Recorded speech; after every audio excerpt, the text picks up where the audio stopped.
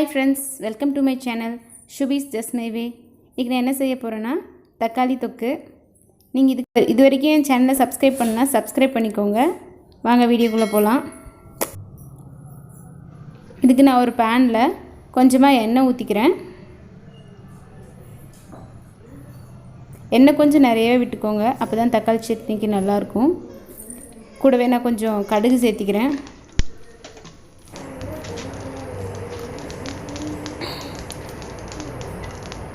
கொஞ்சமாக கடலைப்பருப்பு சேர்த்திக்கிறேன். 2 பட்டை, ஒரு துண்டு பட்டையை நான் 2 கட் பண்ணி போட்டிருக்கேன். இதெல்லாம் நல்லா எண்ணெயில் பொரிஞ்சிட்டு இருக்கும்போது ஒரு அன்னாச்சி பூ சேர்த்திக்கிறேன்.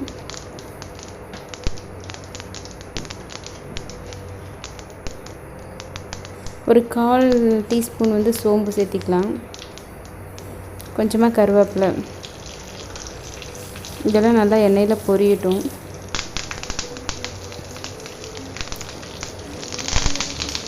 நல்லா ஃப்ரை பண்ணிக்கோங்க.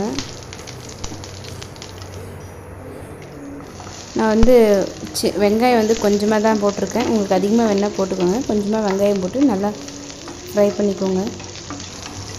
இந்த ஸ்டேஜில் நீங்கள் பச்சை மிளகாய் வேணால் 2 சேர்த்திக்கோங்க. நான் இதில் சேர்த்தலை, அதையும் 2 சேர்த்திக்கோங்க. நான் இஞ்சி பூண்டு தட்டி சேர்த்திக்கிறேன். ஒரு 4 பல்லு பூண்டு, கொஞ்சமாக இஞ்சி தட்டி போட்டுக்கிறேன். நீங்கள் பேஸ்ட்டாக இருந்தாலும் போட்டாலும் சரி. இதெல்லாம் போட்டு நல்லா ப்ரௌன் கலரில் ஆகிற மாதிரி ஃப்ரை பண்ணிக்கோங்க.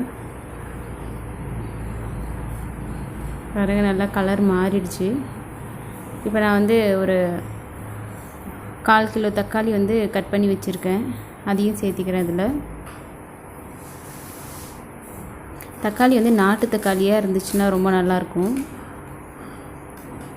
நான் நாட்டு தக்காளி தான் போட்டிருக்கேன். இது நல்லா தக்காளி நல்லா எண்ணெய் விடுற அளவுக்கு வதக்கணும். அப்போ தான் தக்காளி தொக்குக்கு அந்த டேஸ்ட் கிடைக்கும். தக்காளி சீக்கிரமாக வதங்கணுன்னா நம்ம உப்பு கொஞ்சம் சேர்த்திட்டோம்னா சீக்கிரமாக வதங்கிடும். அதனால் தேவையான அளவுக்கு உப்பு இப்போ சேர்த்திக்கிறேன். சேர்த்திட்டு நல்லா வதக்கிடுங்க. எண்ணெயில் ஒரு 10 மினிட்ஸ் நல்லா வதக்கிடுங்க.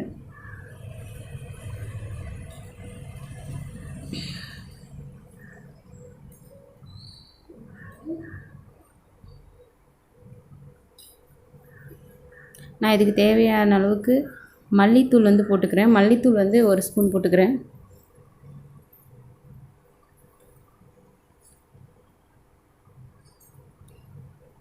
மிளகாய்த்தூள் 1 ஸ்பூன் போட்டுக்கிறேன்.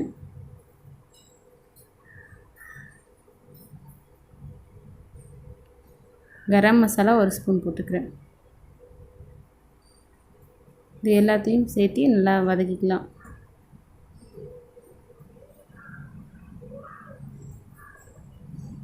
நீங்கள் நல்லா ஹை ஃப்ளேமில் வச்சு இது வதக்கலாம். அப்போ தான் நல்லா சீக்கிரமாக இதாகும், மேஷ் ஆகும்.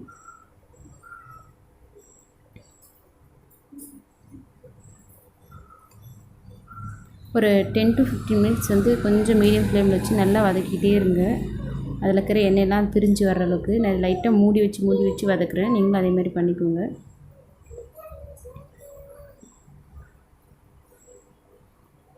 பாருங்கள், நல்லா வதங்கிடுச்சு.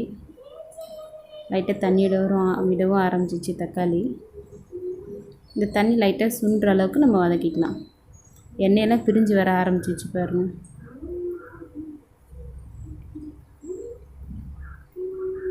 பார்க்கவே ரொம்ப கலர்ஃபுல்லாக இருக்குது.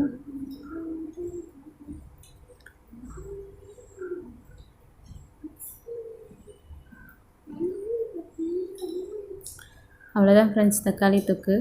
உங்களுக்கு இந்த வீடியோ பிடிச்சிருந்துச்சுன்னா சப்ஸ்கிரைப் பண்ணுங்கள், லைக் பண்ணுங்கள், ஷேர் பண்ணுங்கள், பெல் பட்டனை கிளிக் பண்ணிக்கோங்க. தேங்க்யூ.